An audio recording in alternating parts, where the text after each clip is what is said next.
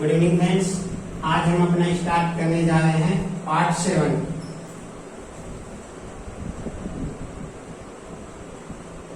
अभी तक हमारे पार्ट 6 हो चुके हैं। आज पार्ट 7 स्टार्ट करने जा रहे हैं और पार्ट 7 में हम स्टार्ट कर रहे हैं आपका टेंस। आज जो हमारा टॉपिक है ग्रामर का वो हम स्टार्ट करने जा रहे हैं टेंस। टेंस हमने शुरू से पढ़ते आ रहे हैं, फर्स्ट फिफ्थ आज तक हमने पढ़े, बुक्स में पढ़े, लेकिन आज हम टेंस को बिल्कुल शुरू से स्टार्ट से 0 लेवल से स्टार्ट करेंगे। देखिए टेंस, टेंस का मीन्स होता है काल, टेंस है, और एक होता है टाइम। जो हमारा टेंस है वो रिलेटेड करता है टाइम पर, टाइम यानी समय। अर्थात जो टेंस है वो हम पढ़ रहे हैं और टेंस का जो मीनिंग होता है टाइम, और टेंस को हम वर्ब भी कह सकते हैं। अर्थात हम कह सकते हैं टेंस बराबर वर्ब, क्रिया। जो हमारा टेंस है उससे हमें समय का ज्ञान होता है। टेंस पढ़ने के लिए हमें पढ़ना पड़ता है टाइम, और टाइम है जो हमारा एक वर्ड होता है और उस वर्ड को कहते हैं हम वर्ब, वर्ब यानी क्रिया। जो हमारी वर्ब है टेंस है उससे हमें समय का ज्ञान होता है, वो हमारा वर्ब से, अर्थात टेंस बराबर वर्ब। हम टेंस को वर्ब भी कह सकते हैं। टेंस का मतलब काल होता है। हम अभी टेंस नहीं पढ़ रहे हैं, टेंस का स्टार्टिंग कर रहे हैं। टेंस का मतलब टाइम यानी समय, और टेंस को हम वर्ब भी कह सकते हैं, अर्थात टेंस बराबर वर्ब, अर्थात क्रिया। जो टेंस है उसे हम क्रिया भी कह सकते हैं। कैसे? देखिए, अगर हमने टेंस को वर्ब कहा तो हमारी वर्ब होती है V1, V2, V3, V4, V5। अब हमने कहा कि जो टेंस है वो टेंस को हमने वर्ब माना है, अर्थात टेंस से हमें समय का ज्ञान होता है, और वर्ब हमारी 5 होती है, V1, V2, V3, V4 और V5। जैसे हमने मान लिया गो, वेन, गोन, गोइंग और गोज। एक हमने मान लिया पुट,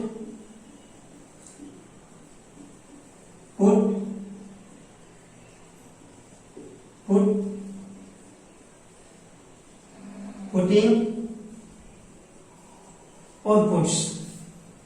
अब हम इसको देखेंगे कि हम इसे वर्ब कैसे मान सकते हैं। हमने V1 हो गई, V2 हो गई, V3 हो गई, V4, V5। अब देखिए टेंस को हमने माना वर्ब, वर्ब से मतलब हो गया हमारा V1, V2, V3, V4 और V5। अब जो हम टेंस है टेंस को कह सकते हैं टाइम। यहां लिख दिया हमने टाइम। टेंस को क्या सकते हैं, टाइम हमारा कौन सा होता है? टाइम हमारा 3 तरह का होता है, प्रेजेंट, पास्ट और फ्यूचर। यहां हमने देखा कि हमने टेंस का मतलब टाइम से लिया। टाइम हमारा कितना होता है? टाइम होता है हमारा प्रेजेंट, पास्ट और फ्यूचर, 3 तरह का टाइम होता है। कोई भी कार्य होता है हम या तो प्रेजेंट में या पास्ट में या फ्यूचर में। तो हमारा टाइम से मतलब किससे हो गया? टाइम से मतलब हो गया हमारा टाइम कितने प्रकार का हो गया? प्रेजेंट टाइम, पास्ट टाइम और फ्यूचर टाइम। अब दूसरा लेते हैं हम टेंस।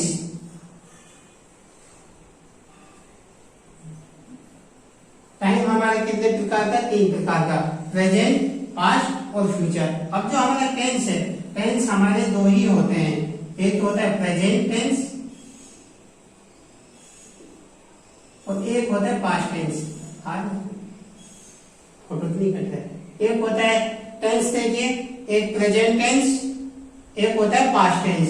हमारा फ्यूचर टेंस नहीं होता है, फ्यूचर टेंस नहीं होता है। फ्यूचर टाइम होता है, फ्यूचर टेंस नहीं होता है। हमने आज तक पढ़ा है कि टेंस 3 प्रकार के होते हैं, present tense, past tense, future tense. नहीं, हमारा जो टाइम है, टाइम होता है प्रेजेंट टाइम, पास्ट टाइम और फ्यूचर टाइम।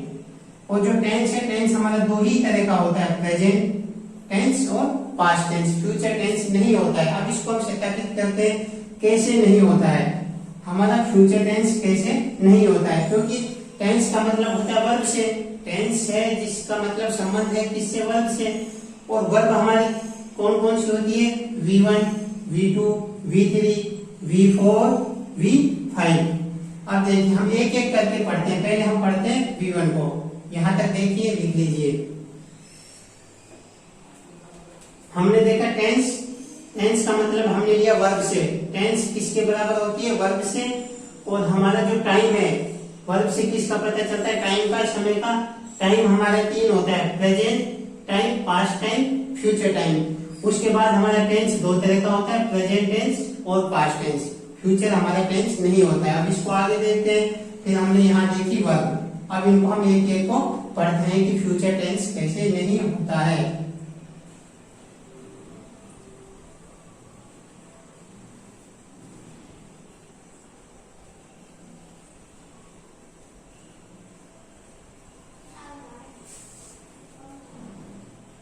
अब देखिए हमने सबसे पहले देखा V1। V1 हमारी वर्ब की फर्स्ट फॉर्म कौन सी होती है, V1। V1 को हम क्या कह सकते हैं, present form. V1 is the present form of the verb. V1 हमारी कौन सी फॉर्म होती है, प्रेजेंट फॉर्म। V1 को क्या बोलते हैं हम, प्रेजेंट फॉर्म। दूसरा कौन सी होती है, V1 हमारी present form. V1 is the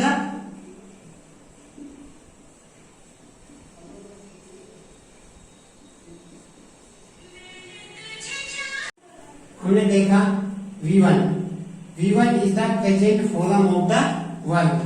दूसरा देखा हमने V1 is the first form of the verb.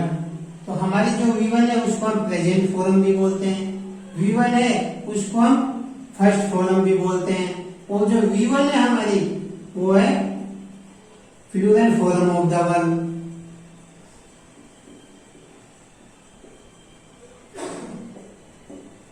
V1 को क्या बोलते हैं, पहला V1 प्रेजेंट फॉर्म होती है, दूसरा first form of the verb. V1 is the plural form of the verb, अर्थात ये हमारी जो फॉर्म है V1 वो प्लूरल फॉर्म भी होती है। अब इसका यूज कहाँ होता है, V1 का स्ट्रक्चर, इसका यूज होता है प्रेजेंट टेंस में।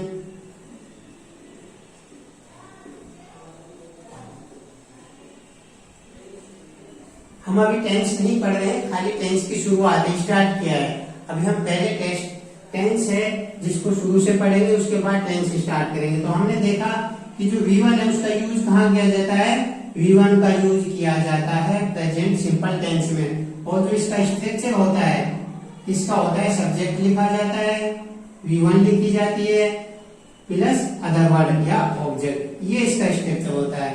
अब जो V1 होती है उसका सबसे पहले सब्जेक्ट लिख दो, V1 लिख दो और अदर वर्ड लिख दो। ये हमने V1 के बारे में पढ़ा है। V1 is the present form of the verb, V1 is the first form of the verb, V1 is the plural form of the verb, V1 is the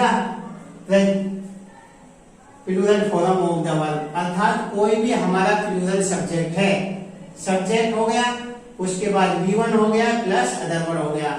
present simple tense में या simple present tense में इसका प्रयोग किया जाता है। अगर दूसरे टेंस में भी हम V1 का प्रयोग करते हैं तो उस टेंस में V1 के साथ ऑक्सिलरी वर्ब आती है, SGMR वगैरह। V1 ओनली अगर आती है तो प्रेजेंट टेंस में आती है subject plus V1 plus other word, ये इसका स्ट्रक्चर है। अगर हमारा सब्जेक्ट प्लूरल है, V1 को हम प्लूरल फॉर्म बोलते हैं, तो कोई भी प्लूरल सब्जेक्ट ले लीजिए, वी लिया, दे लिया, यू लिया, और इन सभी के साथ V1 कोई सी भी वर्ब लगा दीजिए। प्लूरल सब्जेक्ट के साथ क्या आता है, प्ले, कम।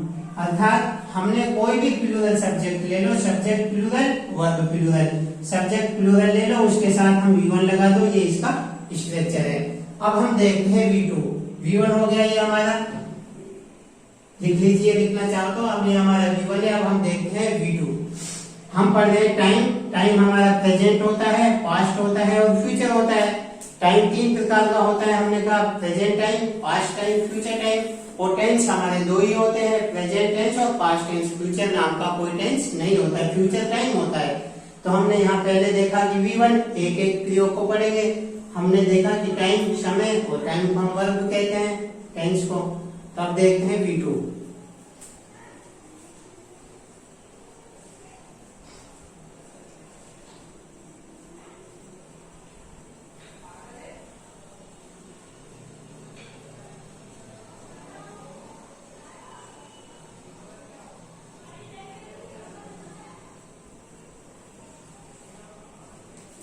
हमने फर्स्ट देखी, अब हम देखते हैं V2। V2 को क्या बोलते हैं? V2 is the past form of the verb. V2 is the past form of the verb. V2 is the second form of the verb.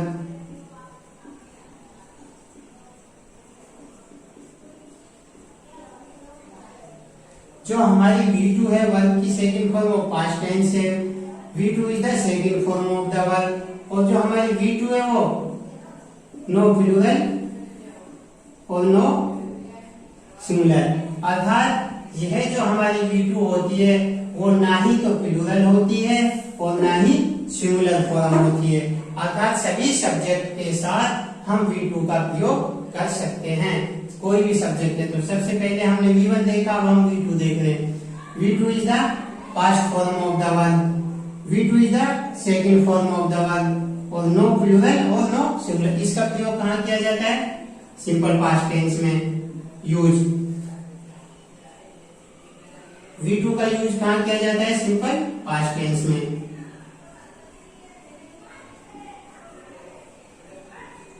जो हम V2 का यूज करते हैं वो सिंपल पास्ट टेंस में करते हैं। अब इसका स्ट्रक्चर क्या होता है? सब्जेक्ट लिख दीजिए, V2 लिख दीजिए और अदर वर्ड लिख दीजिए, अर्थात ऑब्जेक्ट। अब हमारा सब्जेक्ट कोई भी है, आई है, ई है, सी है, दे है। हमने कोई भी सब्जेक्ट लिखा, ये ना ही सिंगुलर फॉर्म है और ना ही प्लूरल फॉर्म है। सभी सब्जेक्ट के साथ हम V2 का प्रयोग कर सकते हैं। सिंगुलर सब्जेक्ट के साथ भी V2 का प्रयोग कर सकते हैं, प्लूरल सब्जेक्ट के साथ भी V2 का प्रयोग कर सकते हैं। कोई भी सब्जेक्ट के साथ हम V2 प्रयोग में कर सकते हैं। तो ये हमारा V2 हो गया। पहला हमने V1 देखा, V2 में देखा कि जो V2 जो हमारी वो सिंपल पास्ट टेंस में प्रयोग में होती है, ये ना ही सिंगुलर होती है ना ही प्लूरल होती है। सभी सब्जेक्ट के साथ इसका प्रयोग किया जाता है। आई के साथ भी प्लेयर आता है, ई के साथ भी प्लेयर आता है, सी के साथ भी प्लेयर आता है और दे के साथ भी प्लेयर आता है। इसमें सब्जेक्ट चाहे सिंगुलर हो या प्लूरल हो, V2 में कोई सा भी सब्जेक्ट हो, सभी के साथ हम V2 लगा देते हैं, कोई भी सब्जेक्ट है। और इसका प्रयोग सिंपल पास्ट टेंस में किया जाता है। इसका स्ट्रक्चर होता है subject plus V2 plus other word. अब देखिए V3।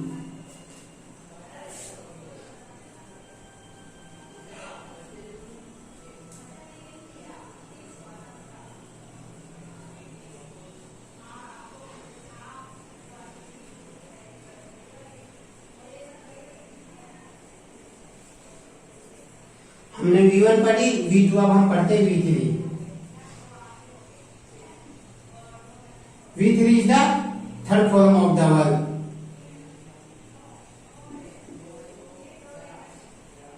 V3 is the third form of the verb. V3 is the perfect form of the verb.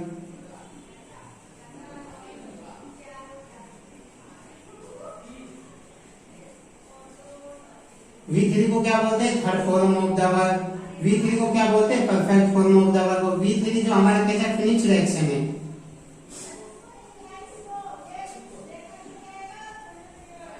अर्थात इसमें जो कार्य है वो समाप्त हो जाता है। V3 हमारा कैसा है? फिनिश्ड एक्शन है, इसमें जो कार्य है वो समाप्त हो जाता है। तो V3 third form of the verb, V3 perfect form of the verb और V3 फिनिश्ड एक्शन। अब इसका प्रयोग कहाँ कहाँ किया जाता है? यूज V3 का यूज जो पहला किया जाता है वो किया जाता है प्रेजेंट परफेक्ट टेंस में।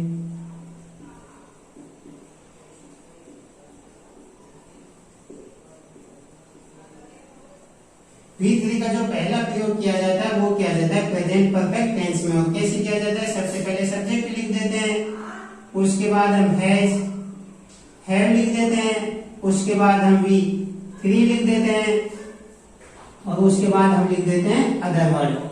दूसरा इसका प्रयोग कहाँ किया जाता है? पास्ट परफेक्ट टेंस में।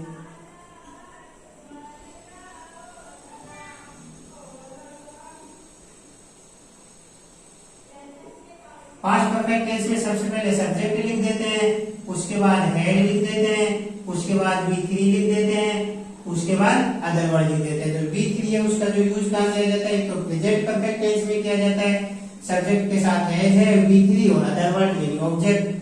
पास्ट परफेक्ट टेंस में किया जाता है, सब्जेक्ट के साथ हैड, V3 और अदर वर्ड। और एक इसका तीसरा प्रयोग किया जाता है फ्यूचर परफेक्ट।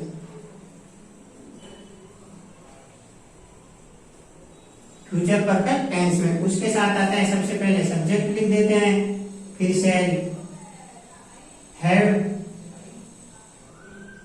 या विल हैव, उसके बाद हम V3 लिख देते हैं और लास्ट में लिख देते हैं अदर वर्ड। तो 3 टेंस में इसका प्रयोग किया जाता है। V3 is the third form of the verb, V3 is the perfect form of the verb, V3 is the finished action. ये इसमें जो कार्य है वो समाप्त हो जाता है। प्रेजेंट परफेक्ट टेंस में हम V3 का प्रयोग करते हैं, पास्ट परफेक्ट टेंस में V3 का प्रयोग करते हैं और फ्यूचर परफेक्ट टेंस में हम V3 का प्रयोग करते हैं। अब हम देखते हैं V4।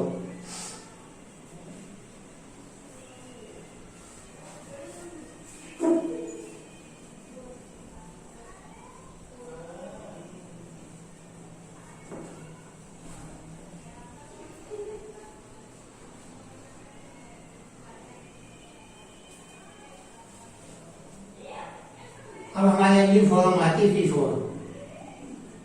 V4 को फोर्थ फॉर्म भी बोलते हैं और ये हमारी कौन सी? कंटिन्यूअस। V4 को हम कौन सी फॉर्म बोलते हैं? V4 is the continuous form of the verb. अब V4 का प्रयोग कहाँ किया जाता है? V4 का प्रयोग सबसे पहले हम करते हैं प्रेजेंट कंटिन्यूअस टेंस में।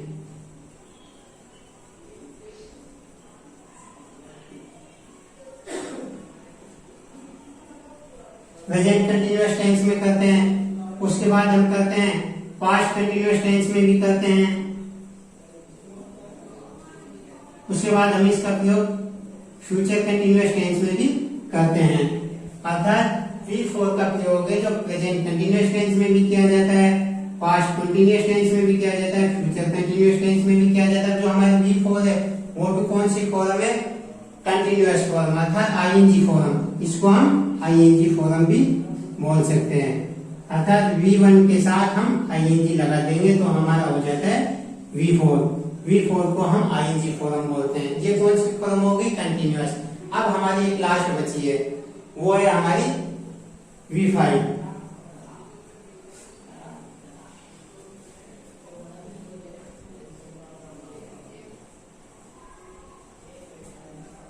देखो V5 भी कैसी फॉर्म है? Present form.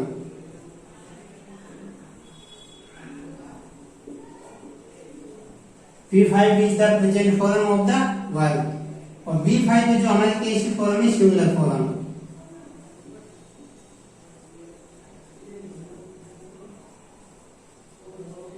V5 is the singular form of the verb. V5 is the SES form. V5 में जो हमारी SES फॉर्म भी मानी जाती है। जो V5 होती है उसको हम हमेशा प्रेजेंट फॉर्म ही बोलते हैं। ये हमारी सिंगुलर फॉर्म होती है, ये हमारी SES फॉर्म भी होती है।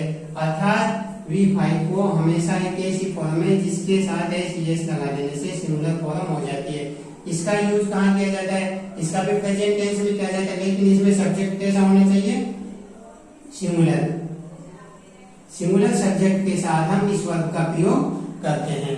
तो हमने देखा जो हमारी V1 है, V1 कौन सी फॉर्म है? प्रेजेंट। V2 है जो हमारी कौन सी फॉर्म है? पास्ट। और V3 है जो कौन सी हमारी? परफेक्ट। यहाँ देखा हमने V1 है, V1 को हम क्या बोलते हैं प्रेजेंट, V2 को क्या बोलते हैं हम पास्ट, V3 को क्या बोलते हैं हम परफेक्ट,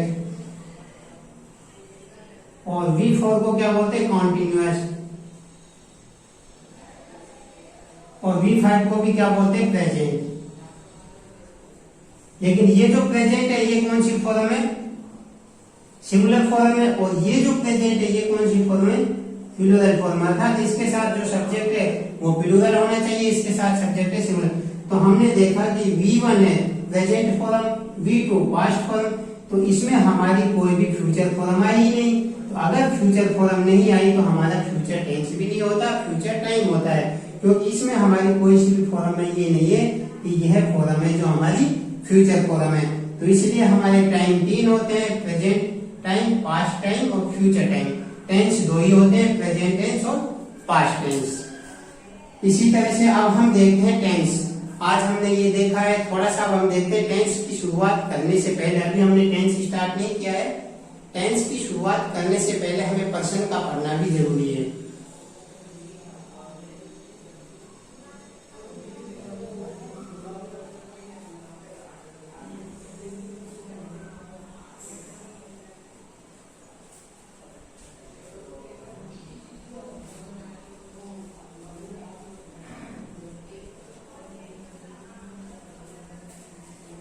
देखिए टेंस हमारा जो पार्ट 7 चल रहा है उसमें हम चल रहे टेंस बेसिक से, और हमें टेंस पढ़ने के लिए सबसे पहले पर्सन का ज्ञान होना जरूरी है। टेंस पढ़ने से पहले हमने थोड़ा सा देखा कि टेंस और टाइम क्या होता है, वर्ब क्या होती है। अब हम देखते हैं पर्सन। पर्सन हमारे 3 होते हैं, एक होता है हमारा फर्स्ट पर्सन, एक होता है हमारा सेकंड पर्सन, और एक होता है हमारा थर्ड पर्सन। पर्सन कितने होते हैं हमारे? 3 होते हैं, एक होता है फर्स्ट पर्सन, एक होता है सेकंड पर्सन, एक होता है थर्ड पर्सन। अब जो फर्स्ट पर्सन में अगर कोई व्यक्ति जो बात कह रहा है स्वयं, वो होता है हमारा फर्स्ट पर्सन, अर्थात वक्ता। कहने वाला जो व्यक्ति है वक्ता है, उसे हम बोलते हैं फर्स्ट पर्सन। फर्स्ट पर्सन में भी जैसे अगर बोलने वाला अकेला है सिंगुलर, तो फर्स्ट पर्सन हो जाएगा आई। फर्स्ट पर्सन में क्या क्या था? आई। अगर बोलने वाला अकेला है तो आई, और एक से ज्यादा है तो हो जाएगा बी, यानी प्लूरल। फर्स्ट पर्सन में हमारा कौन कौन सा आता है? आई और वी। अर्थात बोलने वाला वक्ता अकेला है तो सिंगुलर, और एक से ज्यादा है तो प्लूरल। सिंगुलर भी हो सकता है और प्लूरल भी। तो फर्स्ट पर्सन में हो गया आई और वी। इसी तरह से सेकंड पर्सन। फर्स्ट पर्सन जो वक्ता बात कह रहा है, और सेकंड पर्सन जिसको कह रहा है, जिसको वह बात बताई जा रही है, वह होता है सेकंड पर्सन। तो सेकंड पर्सन में क्या होता है? यू, और इसका सिंगुलर भी कोई होता है और प्लूरल भी यू ही होता है। एक से हम किसी को बता रहे हैं तो वो भी सिंगुलर भी यू ही है और प्लूरल भी यू ही है। इसका दोनों का सिंगुलर और प्लूरल एक ही होता है। इसी तरह से जो कहने वाला व्यक्ति हो गया फर्स्ट पर्सन, जिसको कह रहा है सेकंड पर्सन यू। कहने वाला अकेला है तो आई, और एक से ज्यादा है तो वी। लेकिन इन दोनों का यूज है, ये दोनों का हम यूज है जो प्लूरल वर्ब के साथ करते हैं। अर्थात आई है जो केवल पास्ट टेंस में ही इसका प्रयोग सिंगुलर में किया जाता है, पास्ट सिंपल टेंस में। आई का प्रयोग जो पास्ट सिंपल हम टेंस में करते हैं, आई वॉज। बाकी सभी में आई को क्या माना जाता है? आई को प्लूरल माना जाता है। आई है जो यूज में प्लूरल होता है, नेचर में सिंगुलर होता है। अर्थात आई यानी मैं अकेला हूं, लेकिन हम एक पास्ट टेंस में ही आई के साथ वाज का प्रयोग करते हैं, अन्यथा आई को प्लूरल माना जाता है। इसका यूज हमेशा प्लूरल होता है, बाकी नेचर में आई सिंगुलर होता है। इसी तरह से थर्ड पर्सन, पहला पर्सन जो कह रहा है, दूसरा जिसको, जिसके बारे में अदर कोई, जिसके बारे में बात की जाती है। अगर एक व्यक्ति के बारे में की जाती है, सिंगुलर भी हो सकते हैं, ही भी हो सकता है थर्ड पर्सन, शी भी हो सकता है, इट भी हो सकता है और नेम भी हो सकता है। थर्ड पर्सन में ही, शी, इट, नेम, लेकिन इन सभी का जो प्लूरल होता है वो होता है दे। इन सभी का जो प्लूरल होता है वो होता है दे। सभी का प्लूरल क्या होता है? दे। हमने देखा कि जो टेंस पढ़ रहे हैं, टेंस शुरू करने से पहले हमें पर्सन का ज्ञान होना चाहिए। पर्सन यानी व्यक्ति। व्यक्ति कितने होते हैं? एक मैं जो बात कह रहा हूं, मैं अकेला हूं तो आई एक से ज्यादा है तो वी। कहने वाला एक भी हो सकता है, एक से ज्यादा भी हो सकता है, दो जने भी कह सकते हैं।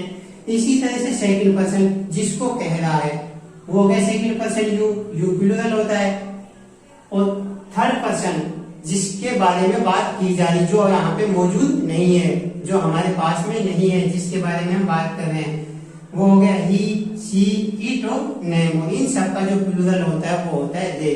तो इसी तरह से हमारे ये पर्सन होते हैं।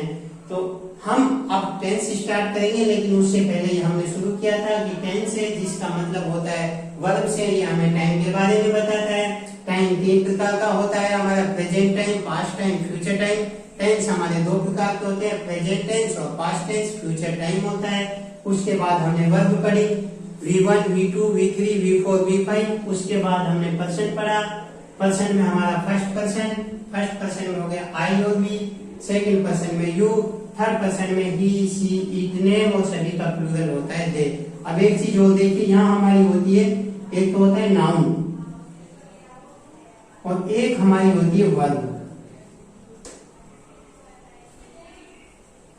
नाउन और वर्ब। अब अगर हमारा कोई भी नाउन है, माना नाउन हमने मान लिया बुआ है, माना नाउन हमने मान लिया बुक, वर्ब हमने मान ली प्ले, वर्ब हमने मान ली गो।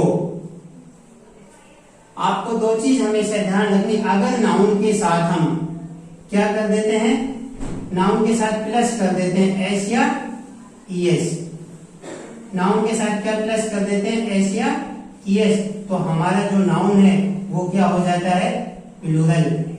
नाउन है जो हमारा क्या हो जाता है, प्लूरल। और अगर हम वर्ब के साथ एस या ईएस जोड़ देते हैं, अगर हम वर्ब के साथ एस या ईएस जोड़ देते हैं तो वर्ब हमारी कैसी हो जाती है, सिंगुलर।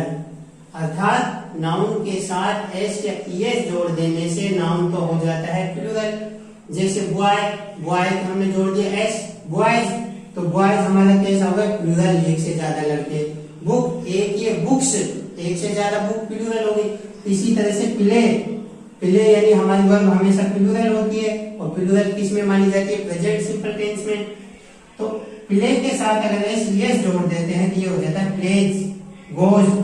वर्ब के एस या ईएस जोड़ देने से उनको सिंगुलर बनाया जाता है और नाउन के एस ईएस जोड़ने से उनको प्लूरल बनाया जाता है। थैंक यू दोस्त। इसी तरह से आपको वीडियो अच्छा लगता है लाइक कीजिए, शेयर कीजिए और हो सकता है ज्यादा से ज्यादा दोस्तों में इस वीडियो को अपने शेयर कीजिए। इससे अगला टॉपिक हम बाद में स्टार्ट करेंगे। ज्यादा से ज्यादा लोगों तक अपना ये वीडियो शेयर करना है। धन्यवाद।